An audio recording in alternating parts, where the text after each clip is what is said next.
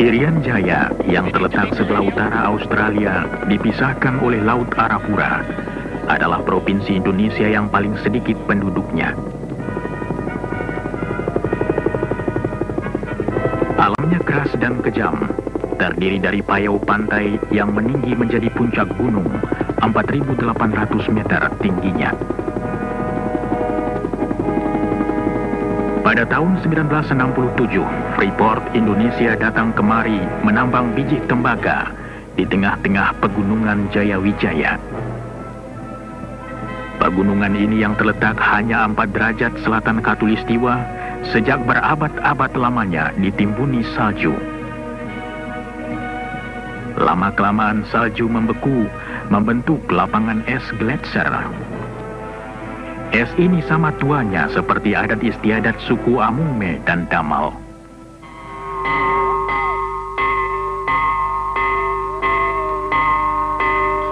Kita tak tahu apabila dataran tinggi Irian Jaya mulai dihuni. Mungkin 20.000, mungkin 30.000 tahun yang lalu. Penduduk dataran tinggi yang hidup terpencar dalam dusun-dusun kecil berhasil menyesuaikan diri dan bertahan hidup. Mereka berhasil mengatasi kekejaman lapangan dan menciptakan cara hidup sederhana bermartabat. Mereka yang berakar adat lama dan dituntun pandangan masa lalu, kini mulai berubah.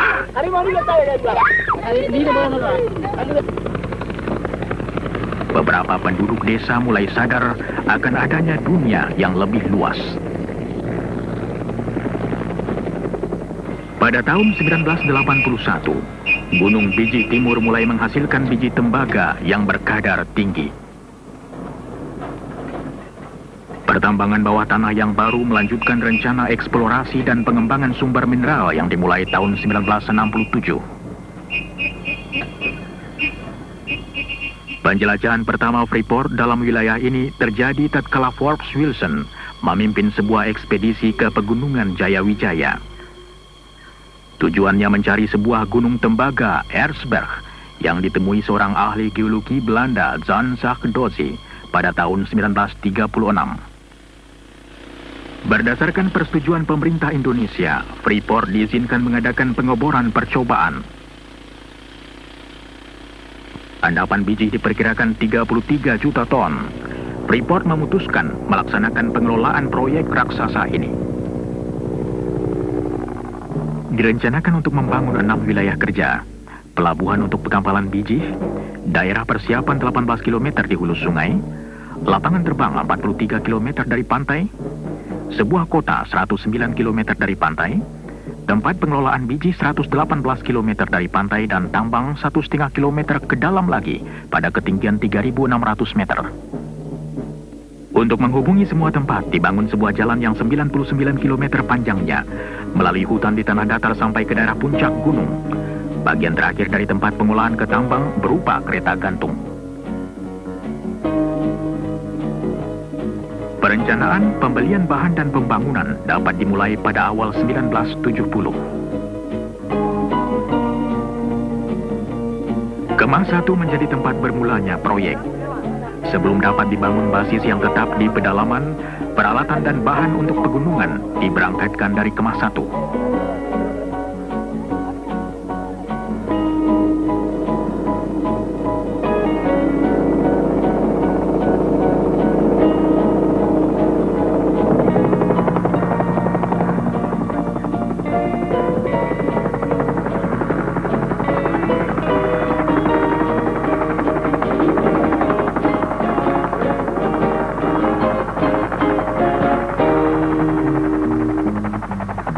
Mula-mula tidak ada tempat pendaratan helikopter.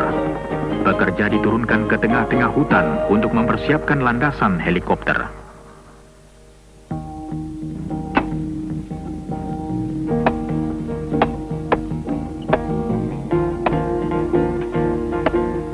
"19 perkemahan dibangun sepanjang daerah pembangunan, disusul kemah barang menurut kemampuan logistik." Logistics. If we needed a pound of nails, the closest hardware store was 600 Logistik, miles. bila kami memerlukan paku setengah kilogram, maka toko yang paling dekat di Darwin, 1000 km seberang Laut Arafura.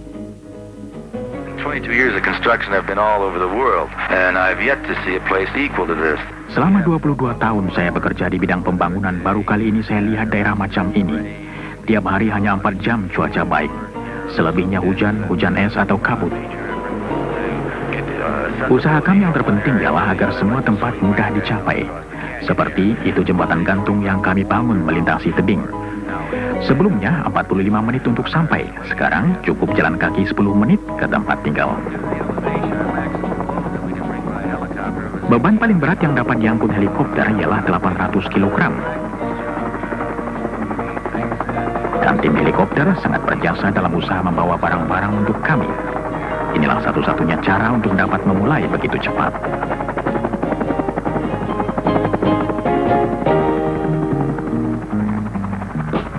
Helikopter ini mensuplai 15 perkemahan gunung dengan makanan, muatan dan alat-alat besar untuk membangun jalanan yang 104 km panjangnya. Sepanjang 66 km jalan datar melalui daerah payau dan hutan dan menyeberangi 2 sungai.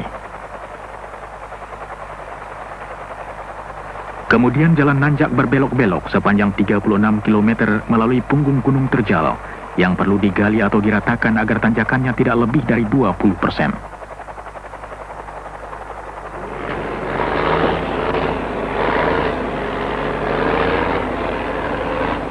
Di tempat-tempat yang terlalu sulit dilampaui terpaksa dibuat terowongan. Yang satu 1.300 meter panjangnya terowongan Hanekam dan yang satu lagi 800 meter terowongan Zakkam. Konstruksi kedua terowongan seluruhnya ditunjang helikopter.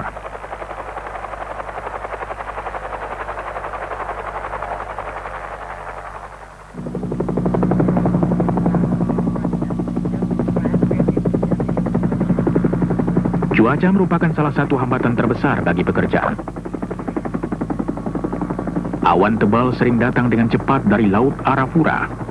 Helikopter yang berangkat dalam cuaca baik tahu-tahu masuk daerah hujan dan kabut hingga terpaksa kembali ke pangkalan.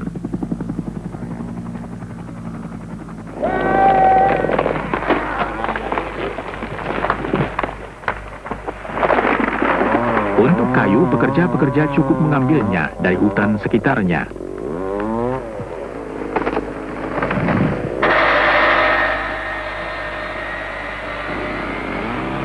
Pohon-pohon hutan yang tinggi ada guna lain untuk membuat landasan jalan. Gelondongan kayu disusun sebagai dasar jalan. Kemudian batu kerikil dituangkan di atasnya menjadi permukaan jalan.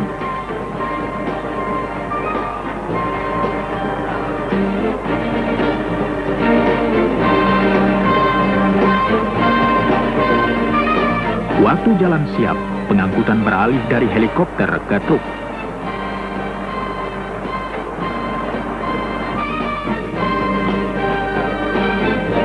Seluruhnya lebih dari 60.000 ton barang diangkut truk melalui daerah pegunungan, kadang-kadang lebih dari 500 ton per hari.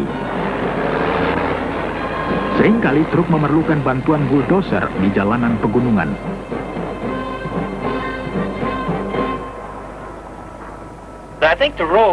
Hemat saya, jalanan itu paling merusak bagi peralatan kami. Tapi pekerjaan yang paling berat bagi manusia ialah di Gunung Erzberg. Kondisi pekerjaan kami amat berat selama 4 hingga 5 bulan pertama. Tambangnya sendiri terletak 1,5 kilometer dari tempat pengolahan biji. Dan dalam jarak itu termasuk kenaikan vertikal sepanjang 700 meter.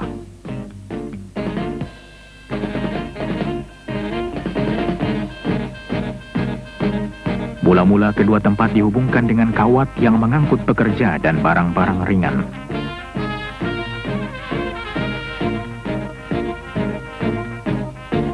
Kemudian dipasang kereta gantung untuk membawa pekerja, bahan dan kabel-kabel setebal 4 cm untuk pengangkutan biji.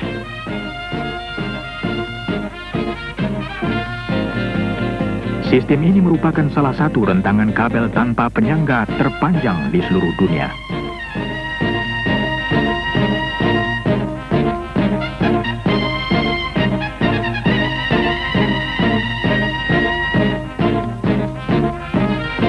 Pembangunan tempat pengolahan biji mempunyai tantangannya sendiri. Dari cuaca buruk dalam alam keras sampai batas waktu dan masalah logistik.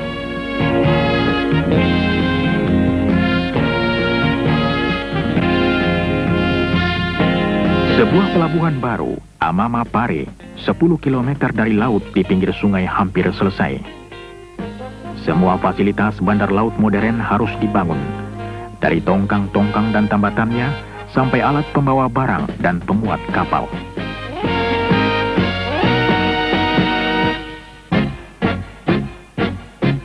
Pipa yang panjangnya 115 km, dengan garis tengah 10 cm, dipasang dari tempat pengolahan biji ke pelabuhan untuk mengangkut cairan tembaga.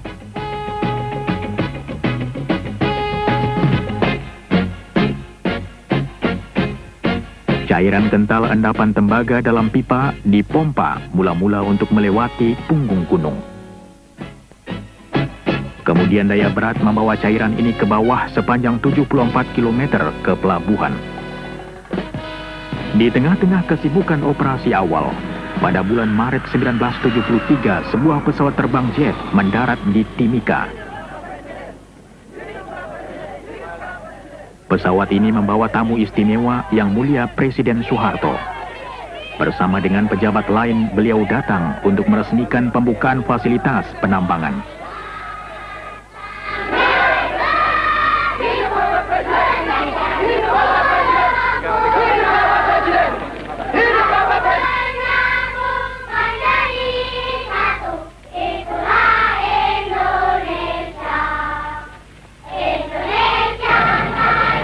Dalam suatu upacara resmi, Presiden Soeharto mengatakan bahwa usaha ini merupakan pelopor penanaman modal asing di Indonesia.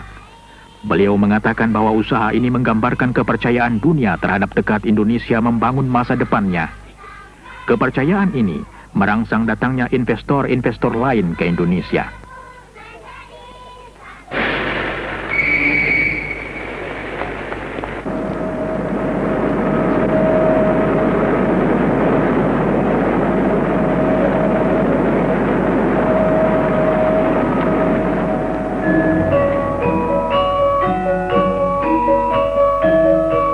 Dalam suatu upacara lain, Presiden Soeharto mendapat hadiah dan beliau membuka selubung batu kenangan kota Tembagapura.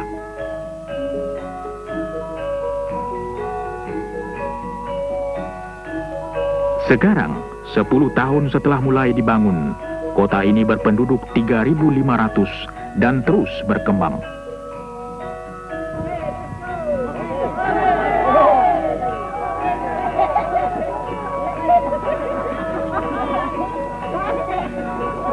Tembagapura memiliki semua fasilitas kehidupan modern, masjid dan gereja, jawatan pemadam kebakaran, toko, tempat makan, pabrik roti dan kantor perjalanan.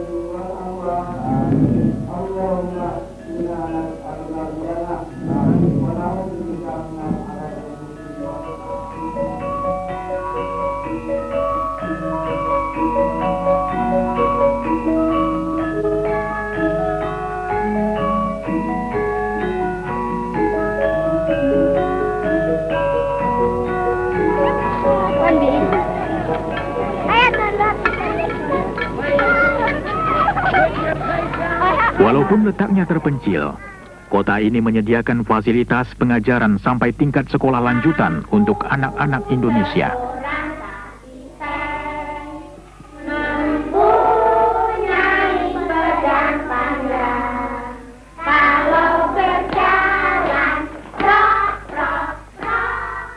Klinik bayi dan jasa kesehatan lain disediakan untuk pegawai dan keluarga mereka.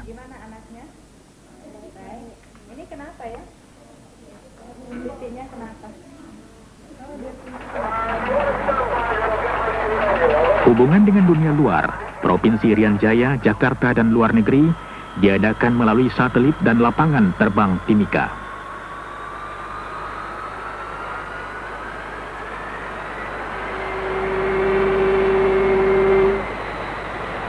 Segala sesuatu harus diimpor, diturunkan dari kapal, dan dibawa dengan tongkang ke PET 11 untuk kemudian diangkut ke daerah pegunungan.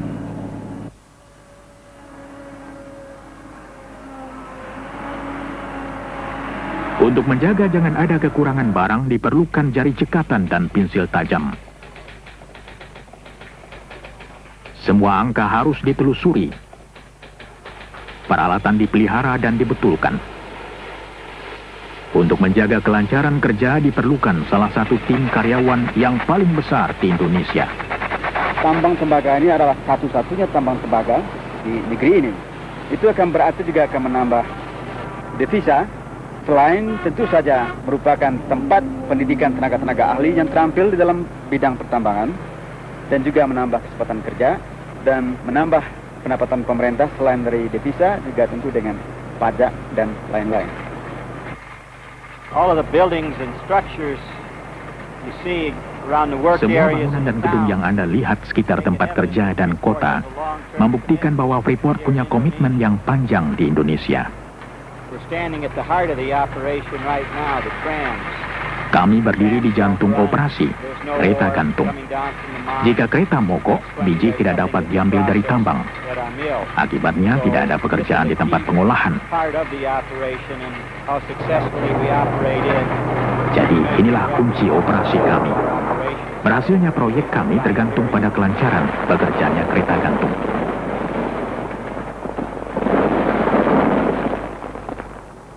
Sejak kami mulai, kereta gantung telah menurunkan seluruh isi Gunung Bijih. Kita mengusahakan tambang tembaga di Gunung Biji. Dulu pertama kali kita namakan iceberg. Kita telah memproduksi biji tembaga sebanyak kurang lebih 19 million ton. Sementara itu, tim eksplorasi melanjutkan pencarian biji baru. Usaha mereka berhasil, sumber baru ditemui 1 kilometer sebelah timur dari tempat semula, disebut Gunung Bijih Timur.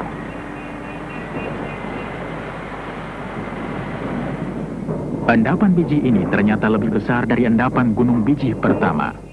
Tahun 1976 dimulai penggarapan tambang baru. Dalam pembangunan tambang di bawah tanah ini, kami berhasil menyelesaikannya menurut rencana di bawah anggaran belanja dan dengan gangguan sedikit mungkin pada operasi pertambangan terbuka yang berdekatan. Endapan Gunung Bijih Timur beda dengan endapan terbuka terkubur di dalam gunung. Tempat ini adalah tambang tembaga bawah tanah pertama di Indonesia. Mula-mula tidak ada cukup pekerja terampil untuk pertambangan bawah tanah. Tenaga dari luar harus didatangkan. Tugas mereka ganda, mengelola tambang secara profesional dan mengalihkan keterampilannya kepada pekerja Indonesia. Let us ride position. Yeah. We just ride slowly, right? Raise it real slow. Watch your door.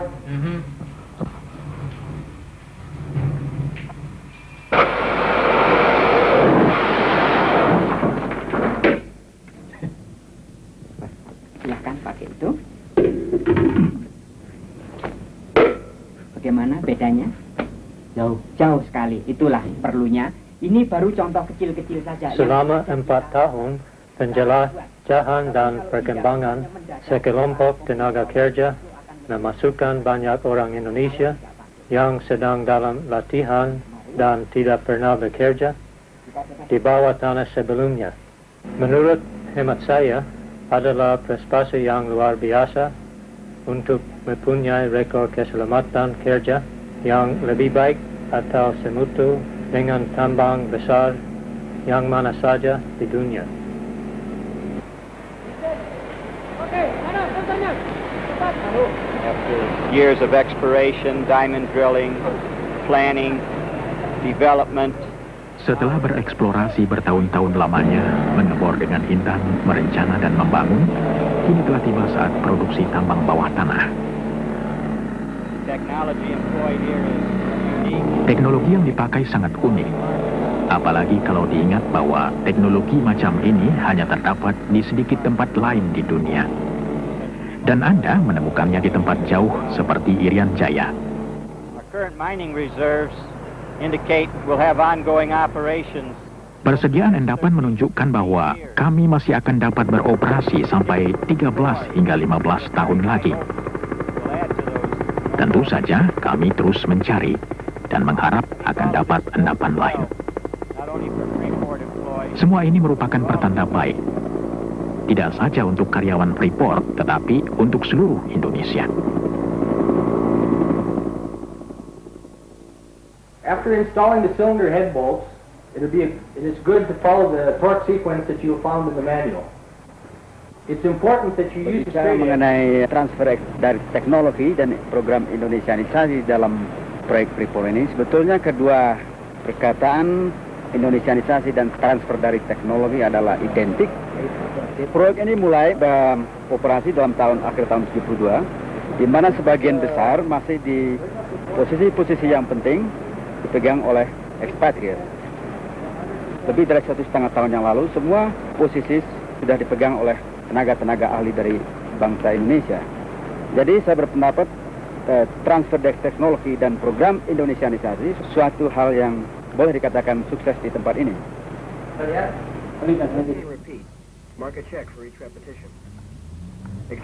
Pengalihan keterampilan dicapai dengan latihan sambil kerja dan dalam bengkel-bengkel kerja. Split motor terdiri dari rotor, kemudian motor ini adalah di start dari dalam tank, diisap oleh pompa. Sudah lebih dari 1.200 orang Indonesia mengikuti pelbagai penataran. Langsung dioperate ke kontrol.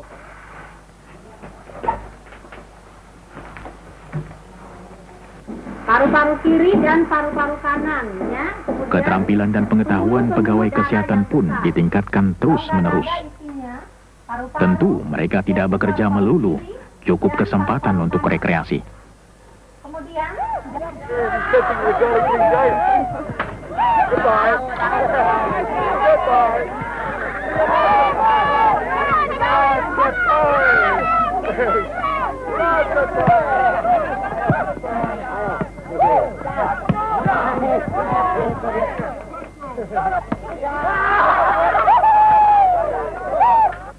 oh, what a hit! All right! Easy! Oh, second ball!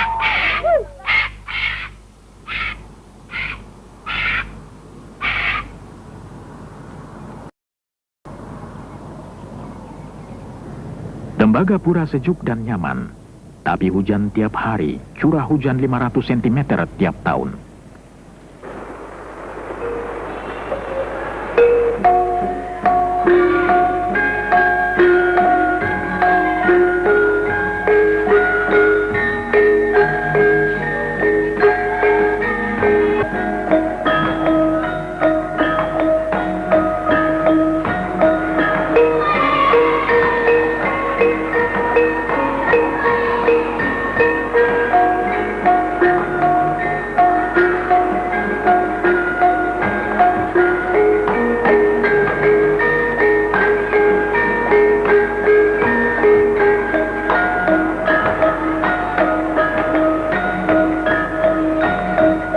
Namun semangat tak luntur dan pekerjaan proyek jalan terus. Fungsi daripada government relations adalah sebagai penghubung di antara perusahaan dengan pemerintah, baik di pusat maupun di daerah. Untuk ini kami bekerja sama dengan pemerintah daerah di Fakfak dan Jayapura, serta juga dengan Kementerian Riset dan Teknologi di Jakarta, untuk membuka daerah pertanian yang baru, daerah resettlement yang baru di daerah pantai, di daerah dataran rendah, memberikan pelayanan kesehatan, pendidikan, dan juga bantuan penyuluhan pertanian. Sejak hadirnya Freeport di daerah ini, Freeport telah berusaha untuk meningkatkan sosioekonomik standar dari penduduk setempat di sini, yaitu melalui program pendidikan, program kesehatan, dan ada kesempatan bekerja bagi penduduk asli di sini. Sekarang ini, program bantuan bagi penduduk asli ini sedang disentralkan di Timika dengan satu program bantuan antara pemerintah daerah dan Freeport dengan proyek yang kita sebut Resettlement Project. Di belakang ini kita bisa melihat ada toko berjalan atau mobile store. Freeport menjual setiap minggu kepada penduduk setempat ini bahan-bahan pokok yaitu beras, minyak goreng, sabun, dan lain sebagainya untuk keperluan penduduk setempat di sini.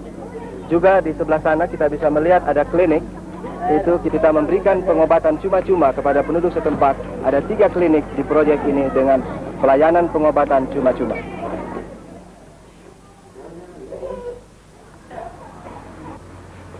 Para perawat dari Rumah Sakit Tembagapura mengunjungi klinik-klinik beberapa kali seminggu untuk mengobati penduduk asli.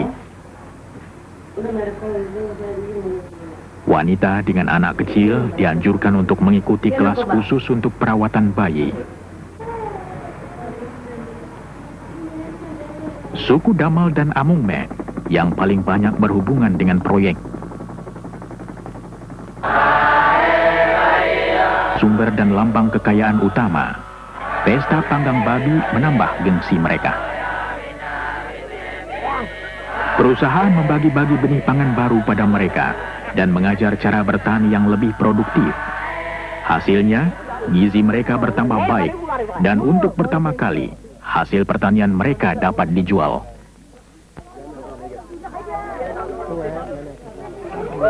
Dengan masuknya proyek ini ke daerah ini, tentu akan menimbulkan sedikit tegangan karena kita membawa teknologi yang zaman luar angkasa ke daerah yang terbelakang. Sekarang juga dengan bekerja sama dengan pemerintah, kita lagi mengusahakan apa yang kita namakan proyek resettlement, yang merupakan suatu proyek yang besar yang berhubungan dengan adanya proyek ini di tempat ini.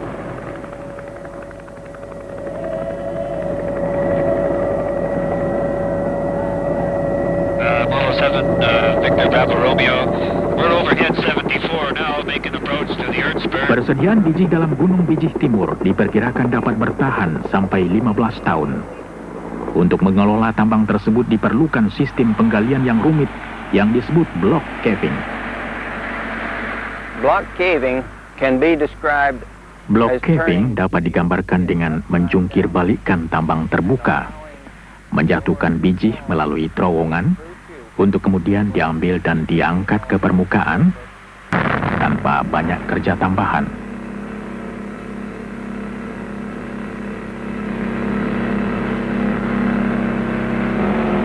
Pekerjaan ini dilakukan sepotong-sepotong. Bagian yang akan dilongsorkan dipersiapkan dulu. Di bawah tempat biji dibuatkan dulu terowongan.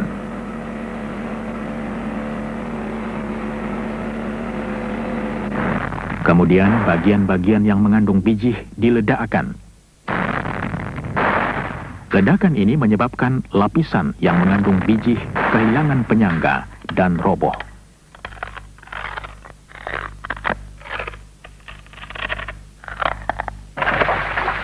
Jatuhnya di terowongan-terowongan yang sudah dipersiapkan.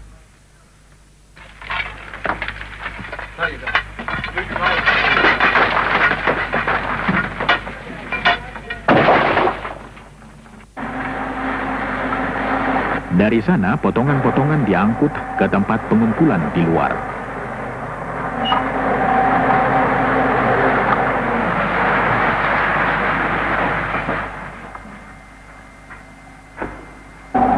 Potongan yang jatuh menyebabkan bagian lain kehilangan penyangga dan terjatuh juga ke dalam terowongan.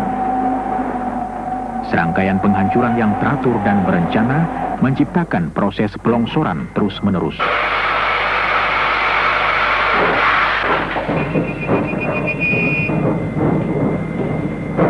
Kereta api listrik mengangkut biji ke tempat pengolahan.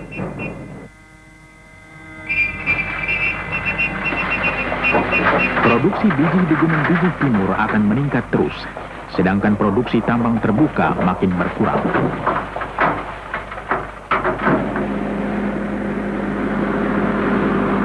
Biji kasar dari kedua tambang dibawa ke tempat penghancuran yang sama.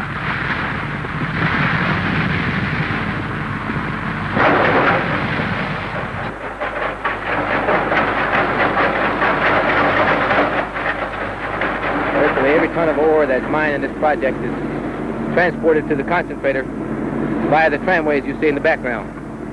Tiap ton biji yang keluar dari tambang diangkut dengan kereta gantung ke tempat pemekatan. Kapasitas kereta gantung ini ialah 9.500 ton per hari.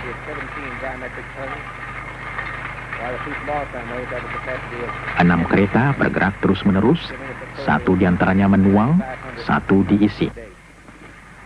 Kabel gantung kereta tersebut panjangnya 58 km. Anda dapat mengerti bahwa kesulitan utama ialah memelihara sistem gantung ini. Tiap kabel diperiksa 1 kali seminggu. Hampir tiap bulan ada kabel yang perlu diganti.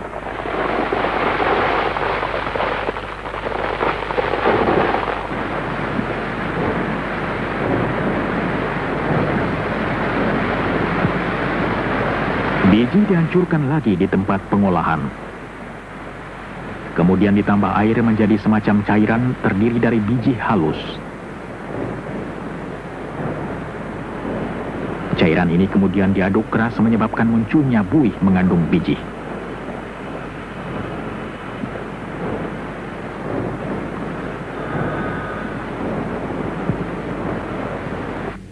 Bahan ini kemudian diperiksa dalam laboratorium untuk menentukan kadar tembaga, emas, dan perak. 96% dari tembaga yang semula terkandung dalam biji dapat dipakai. Hasil yang paling tinggi di seluruh dunia.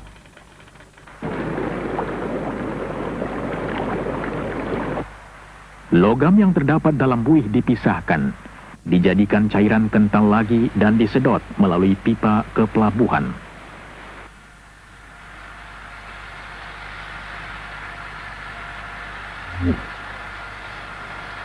Di sana cairan dikeringkan dan konsentrat siap untuk diekspor.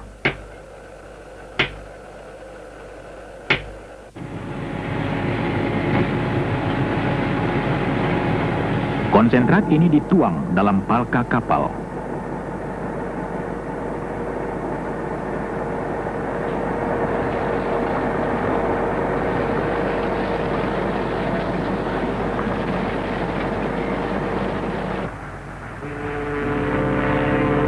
Karena muara sungai Tipuka dangkal, maka kapal hanya diisi sebagian. Kemudian bergerak ke tempat tambatan di lepas pantai.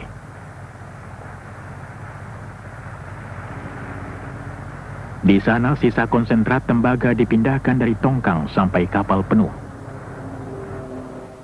Juga Freeport mendatangkan kapal-kapal supply dari Australia yang membawa makanan, plus bahan-bahan pelumas dan onderdil. Kemudian juga dari Singapura sekali sebulan, dan juga kapal tanker yang membawa diesel sekali sebulan. Rata-rata tonnage yang di handle di pelabuhan adalah 6.300 metric tons. Saya datang ke Freeport sini tahun 1974 sebagai Assistant Port Superintendent dan bekerja di Amamapare, pelabuhan. Di Port Said sekarang ini, atau Amamapare, sekarang ada 300 penduduk. Di situ juga terdapat masjid, gereja, dan juga sekolah dengan 40 anak murid. Di samping itu juga ada taman kanak-kanak.